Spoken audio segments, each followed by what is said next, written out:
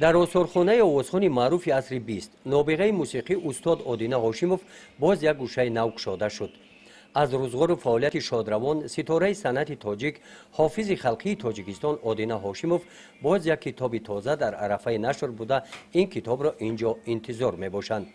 از تماشای گوشه های گوناگون آثارخانه بیننده با زحمت های حافظ و رامشگر خلق تاجیک آدینه هاشم آشنا می گردد.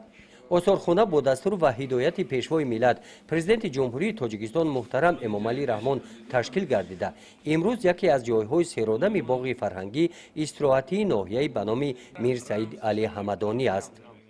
جناب عالی و داخلی فرمان برنامه استاد آدینه هاشموف در آمدن و از آثارخانه استاد آدینه هاشموف نگاه کردن و بسیار یک بهای خوبی هم دادن و با طرز شوخی هم گفتن که برای استاد آدینه هاشموف این آثارخانه خورد است.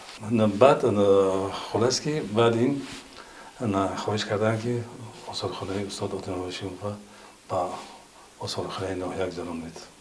و در آخر این چهره که امروز شما می‌بینید اتاق کلان که اینجا در اینجا همه رسم و لحظه‌های هنری استاد هاشموف سر لباس‌هایی که در صحنه برآمد می‌کردن و آن اسباب‌هایی که امروز آن دوره استاد آدینه هاشموف استفاده می‌بردند و آن ادبیات‌های کلاسیک که استاد آدینه هاشموف استفاده می‌بردند امروز ما می‌رم در آثارخانه جابجا کردیم که به هر یک تماشاگر الکی کسی که داخلی آثارخانه میشه بسیار یک لذت خوبی میبرد از حیات اجادیات استاد آدینه هاشموف. گرچه که امروز تمام مردم تاجیکستان مکتب هنری استاد آدینه هاشموف را میشناسند، استاد آدینه هاشموف را میشناسند، از هنرش برخوردارند.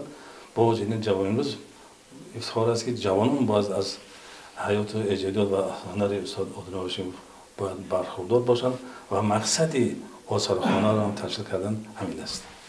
استاد آدینه هاشموف در دوام عمر کوتاهش توانست هنرمندان زیادی را گرد خود جمع آورده مکتب مخصوصی آوازخانه خود را تأسیس دهد. او اشعار کلاسیکان تاجیک و فارس و شاعران معاصر را زیاد از بر نموده در سطح بلند موسیقی اجرا کرده است. هنرمند وظیفه‌اش صحنه است، تربیت انسان است، تربیت مردم است. این به واسطه شعر، به واسطه سرود، به واسطه سخن مردم را به راه درست تربیت کردن است. گمان میکنم که استاد آدینه هاشموف از اول تا به آخر فقط مقصدش تربیت ملت و تربیت شخصیت بود که از ملت از تاریخش آگاه باشد. ملت از سخنش، از ادبیاتش، از گذشتهش برخوردار باشد خلاص. فلک آدینه هاشموف آواز قوی، لذیذ، فارم و مخصوصا شیردار او، موسیقی جذاب و انتخاب اشعار بلند، خاکساری فروتنی و انسان نجیب، این میراث نام آدینه هاشم را میان آدمان سال تا سال محبوبتر میگرداند. گزارش خواجه نظریف، خدای نظر ظهوروف از ناحیه به نام میر سید علی حمدانی برای برنامه اطلاعاتی نوید.